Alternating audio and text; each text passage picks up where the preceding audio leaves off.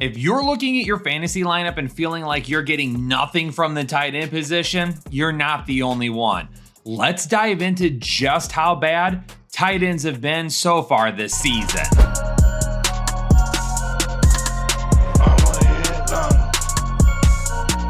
Yo, what is going on, Headliner Nation? The tight end position right now, maybe the worst that we've seen in years, and it feels like we keep saying that every single season, even though in the preseason and offseason, it feels like it's gotten deeper. And I really don't know what to think at this point, and I don't understand the inconsistencies at the tight end position every single week.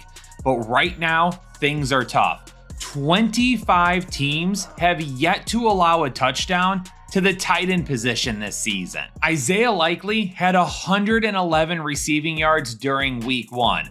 Brock Bowers, Hunter Henry, and George Kittle are the only other 3 tight ends to have more than 111 total receiving yards through the first 2 weeks of the year.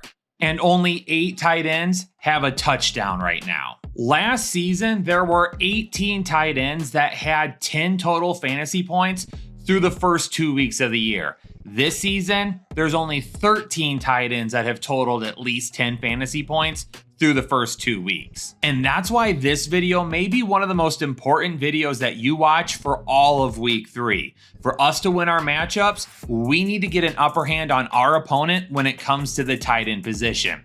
And if you're new here or you're coming back and you forgot, let's dive into how you utilize our start and sit videos. It's all about finding ceiling and floor. What players are going to be the riskiest? What players are going to be the safest? And we start every matchup with a defensive analysis. And we're going to put that defensive matchup right on the screen below the players. What's their matchup look like in terms of defensive yards allowed, touchdowns allowed, and fantasy points allowed to that position? And then we're going to give them a risk designation on the screen as well, so you can see just how risky that player may end up being. If it's a high risk player, maybe you need to find a little bit better floor for your team this week. Or maybe you're facing the best team in the league and you need all the risk possible because they bring the most upside.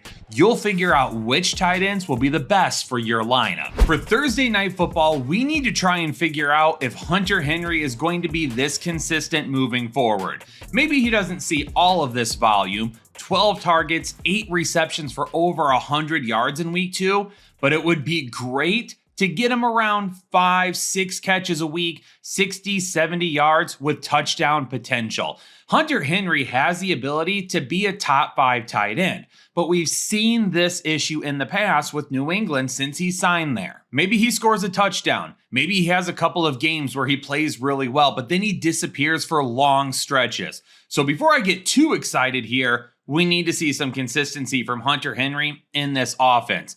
But it would not shock me if he's the main pass catcher for a majority of the season. Without any standout wide receivers, Jacoby Brissett is going to need somebody, and Hunter Henry would be perfect. And Hunter Henry having a huge season would definitely help out for those that picked him up off waivers or spent a late round pick on him. Tyler Conklin is well down on the pecking order of targets, and it doesn't really feel like he's a part of the Jets' game plan right now. And because of that, if he's not getting 5 to 6 targets on a regular basis, he just doesn't have enough upside or a safe enough floor to be risking in any situation. The Giants and Browns, unfortunately, are going to be missing the key tight end in this matchup. For the New York Giants, Theo Johnson, he's leading the team in snaps and routes run at the tight end position, but he didn't even see 1 target last week and a good matchup where he should have been utilized more. But I feel like that's a Daniel Jones thing and not necessarily an offensive scheme thing. And then David Njoku could be in a smash position this week, but I don't even know if he's going to play. And if he does, will he even be healthy? So far, the Giants have allowed the 7th most receiving yards to the tight end position. But even if Njoku suits up this week, is he going to be a decoy? Is he going to go out and maybe be limited in snaps? He's far too risky unless we get some word later in the week that he is absolutely going to be good to go and will end up being 100%. But right now, it feels like he may end up missing multiple weeks, and it's not looking good for week 3. For the second straight week, Tucker Kraft saw significantly more snaps than Luke Musgrave. He's solidified himself as the tight end 1 in Green Bay. And when Jordan Love comes back, I would love to see him connect with Tucker Kraft a little bit more often like they did at the end of last season. That could make Tucker Kraft fantasy viable down the stretch and into the fantasy playoffs for us. But unfortunately, right now with Malik Willis, I just don't see him getting enough targets or quality targets to be worth it. Outside of the touchdown in week 1, Chiggy Okonkwo hasn't really done anything to give us the warm and fuzzies about consistent fantasy production. In fact, he's basically in a 3-way split right now for snaps at the tight end position. And with DeAndre Hopkins being limited, I would really like to believe that Chiggy Oko would be utilized more in the passing game, but he hasn't been. So if he's not going to be utilized now, when would he? The Chicago-Indianapolis matchup is basically a hodgepodge of a bunch of tight ends that aren't doing anything. Maybe Cole Kmet is back to being the tight end 1 in Chicago. He saw significantly more snaps this past week than Gerald Everett. In fact, it was double the amount of snaps. Cole Kmet played 54 snaps this past weekend, while Gerald Everett only played 25. However, Gerald Everett ran 7 more routes than what Cole Kmet did. Cole Kmet is still being used more as a blocker than he is as a weapon. Unfortunately, I just don't know if Chicago is really wanting to utilize Cole Kmet in that type of a capacity, and that means that he won't be back to his tight end 1 status anytime soon. Kylen Granson significantly outsnapped Drew Ogletree and Mo Alley-Cox this past week, but none of them are being utilized. Ogletree saw 1 target, Mo Alley-Cox saw 2, and Granson saw 2. Unfortunately, until Anthony Richardson starts looking their way, fantasy value isn't there. I feel like this video is on repeat now as I go through each matchup telling you there's not really anything to talk about at the tight end position. Dalton Schultz should be in a smash position. Minnesota is one of the only teams to allow a touchdown and over 100 receiving yards to tight ends this season. But at best, he's number 4 in terms of targets right now. Tank Dell isn't even getting his yet. And until Tank Dell does, I don't think we can line up Dalton Schultz to have his breakout 2024 performance anytime soon. Josh Oliver saw more snaps and more routes run in week 1. Johnny Munt saw more routes and more snaps in week 2. So maybe he's starting to move in front of Josh Oliver up to the top of the tight end depth chart. But unless his name is TJ Hawkinson, I have no interest in it. The only way I would consider Johnny Munt this week is if for some reason Justin Jefferson were to end up missing. But as of right now, the quad injury doesn't sound like it's going to hold him out. Maybe we can get something from Dallas Goedert this week. It's not an awful matchup. A.J. Brown may end up missing again, but we need to start utilizing him better. And for all the struggles that they've had in Philadelphia with the offense since late last season, I cannot believe that they've not tried to change things up a little bit. So even if his ceiling isn't all that great again, being the number 2 target this week hopefully gives him a pretty decent floor. And maybe if they can get in the red zone and find him for a touchdown, he can find himself as a top 12 option. Foster Moreau led the tight ends in New Orleans once again, playing 47 snaps, but he didn't see any targets, and partly because, number 1, Alvin Kamara had his way. He couldn't be stopped. Number 2, Rashid Shaheed and Chris Olave both had their way as well. Because of that, there wasn't a whole lot left over, especially when the lead got to where it was, and we weren't necessarily throwing the ball around all that much. If New Orleans starts finding themselves in some closer matchups, which I do think at some point in time they will, Foster Moreau may have some fantasy relevance given how much he's on the field. Taysom Hill continues to be the same guy. Start him at your peril.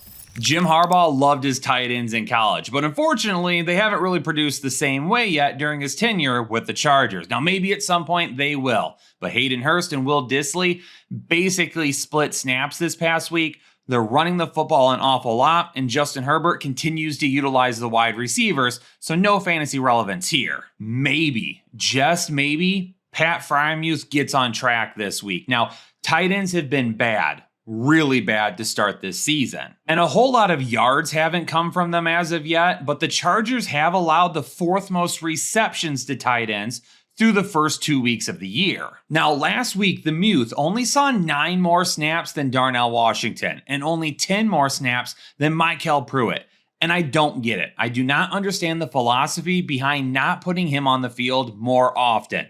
But over on Underdog right now, you can adjust his line to 19.5 receiving yards. So why don't we go ahead and toss that into one of our tickets and push the over on it? 19.5 yards, really the Muth only needs a couple of receptions to make that work. Justin Fields should be starting once again, and hopefully looking his way quite often, knowing that this matchup may be a little bit tougher because the Chargers have been good against wide receivers so far this season. But if Pat Freiermuth is going to become an extended option at the tight end position, we can't give him 4 targets every week. He's going to need 6+ and more looks in the red zone.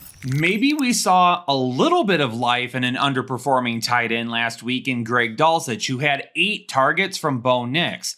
The quality of targets, though, in Denver right now is not all that great, and the offense as a whole is not all that great.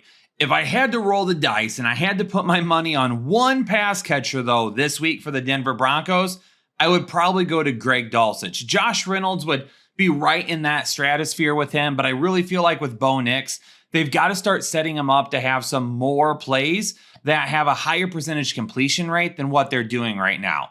The issue is Sean Payton's offense is really outdated, and unfortunately, defenses just are not thrown off by it. For Cade Otton, another 48 snaps, 23 routes run, and only 2 targets. It continues to be the same thing for him. Does Andy Dalton starting in Carolina suddenly make everyone fantasy relevant? No, it does not. But maybe it brings a little bit more upside to a couple of different players.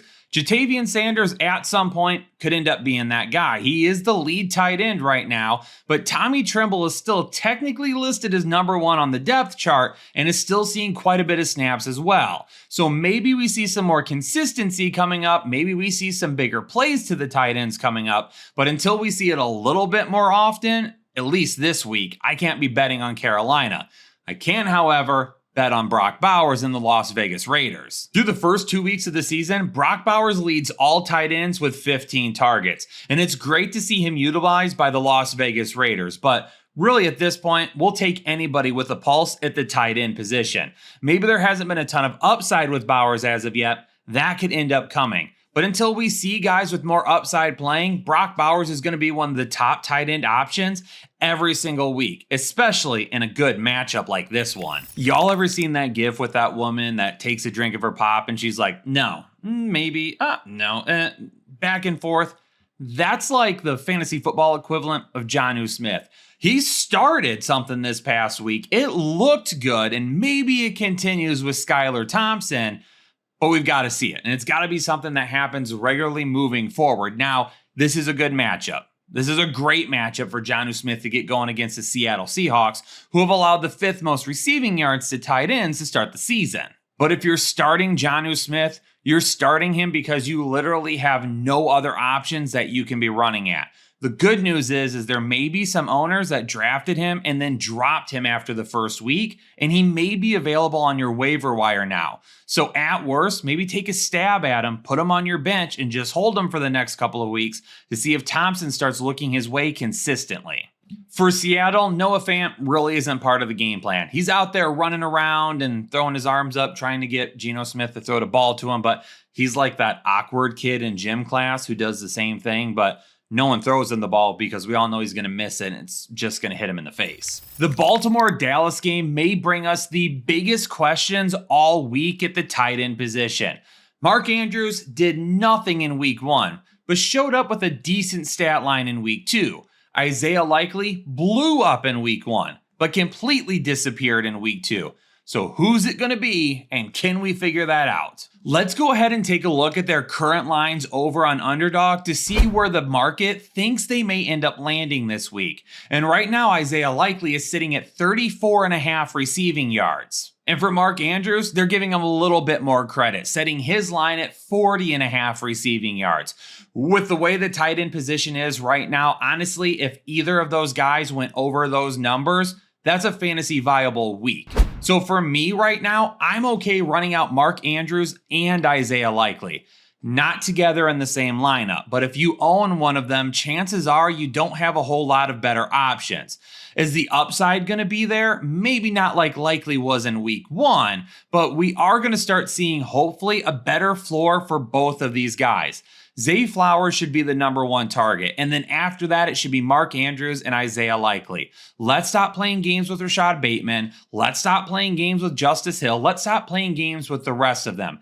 Get the ball into the hands of your best playmakers, and 2 of those best playmakers are at your tight end position. Run a bunch of 12 personnel. I don't care. Get them both on the field. Get them both 5 or more targets per game, along with Zay Flowers 10 targets per game. That's 15 right there. If you're going to throw the ball 25 to 30 times, that's still plenty of more to give around. But these guys need to be in the game plan. And with as bad as tight end is right now, let's go ahead and throw either of them out there. And let's just hope they get enough volume this week to at least have a safe floor. Now, the question marks in Dallas is going to be about Jake Ferguson and whether or not he'll be available this week. Personally, I don't think Ferguson plays for the second straight week. I think he's still a couple of weeks out from being ready to even get back into the game plan. Luke Schoonmaker this week definitely could be a streaming option for us, though. Not an awful week last week, but now going up against Baltimore, who have allowed 180 receiving yards to tight end so far, second most in the league, could end up being a really good day for Schoonmaker. Maybe not huge upside, and maybe he doesn't find the end zone, but if we can get him 6 or 7 targets in a really good matchup that could be back and forth, he should end up having a fantasy viable day and may even crack the top 10. George Kittle could end up being in for a massive day. Not only is this a really good matchup against the Rams, who have allowed the 3rd most receiving yards and fantasy points to the tight end position, but there's no Deebo Samuel and there's no Christian McCaffrey. He's going to be the main weapon over the middle, and hopefully Brandon Ayuk plays a full workload this week, which is just enough to stretch the field and let George Kittle be open over the middle of the field. 8, 9, 10 targets, absolutely within the realm of possibility for Kittle. He could end up being the tight end 1 this week, and it could be a massive performance. Colby Parkinson looked decent in week 1 against the Lions, a decent amount of targets, and put together a good floor for fantasy owners. Not anybody was really starting him though, but in week 2, he was an extremely popular option, knowing that Puka Nacua would for sure be out. And then Cooper Kupp ended up going out, and Colby Parkinson had 2 targets. So what changes this week? Yeah, Nacua is out. Yeah, Kupp is out, but he still wasn't utilized last week either. And this is a tough matchup going up against San Francisco. I don't know if I'm willing to go this route with it. If you're looking for a streaming option, I would rather chase down a guy like Luke Schoonmaker if Jake Ferguson is out. When people discussed the Jameson Williams breakout season, the question was who would have to give up targets.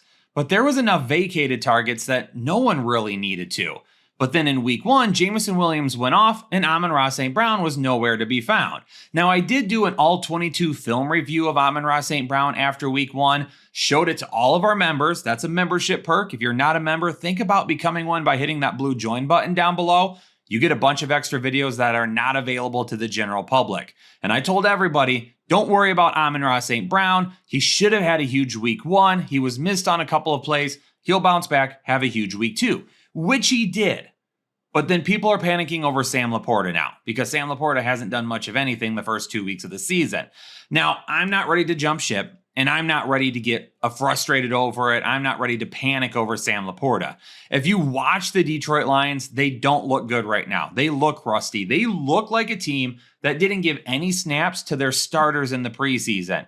It may take another week or 2 for them to really get going, but this is a good offense. Same game plan that they've had the last couple of years where their offense has looked really, really good, and Jameson Williams should only help things. So give it a couple of more weeks before you panic. It's not ideal, but Sam Laporta will end up getting back on track and should be just fine for the rest of the season. If you're looking for a safe tight end, it's got to be Trey McBride right now. He's the number 2 target on this team behind Marvin Harrison Jr. And if Marvin Harrison Jr. is getting locked down, Trey McBride is the number 1 target. There's not a whole lot of tight ends out there that you can probably trust as much as you can trust Trey McBride. This could end up being a tougher matchup. I am worried about the Lions, my Lions in Arizona this week. Arizona has a shot to beat them. It's going to take a little bit of offense to do it. And if that happens, Trey McBride should end up having a really solid day. The Atlanta Falcons have been pretty darn good against wide receivers to begin the season. That could mean a tough matchup for Rashee Rice and Xavier Worthy, which hopefully means a good matchup for Travis Kelce, and they end up getting him back into the game plan the way that we used to see Travis Kelce utilized. I'm not ready to give up on him as of yet, and I know he's a frustrating tight end to own right now, especially for the draft capital that you've invested in him. I'm going to do a film breakdown on him for members over the weekend, and we're going to talk a little bit more about Travis Kelce and see what is popping up on the film. But really, I think they just need to change up the game plan a little bit. I think they need to actually force him the ball a little bit more than what they have been and allow him to make some plays.